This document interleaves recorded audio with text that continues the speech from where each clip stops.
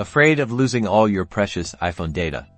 Today, we're showing you how to back it up to an external drive on your Windows computer, ensuring your memories are safe and sound, no matter what. First, you'll need your iPhone, a Windows computer, a USB cable to connect your phone to the computer, and of course, an external hard drive with enough storage space for your backup. Next, install the Apple Devices app from the Microsoft Store if you don't already have it. Launch the app and connect your iPhone to your computer using the USB cable. Your iPhone should appear in the Apple Devices window.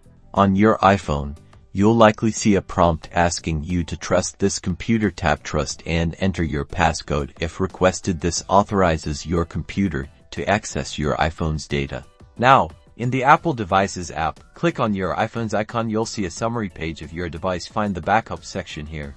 You'll choose where you want to back up your phone.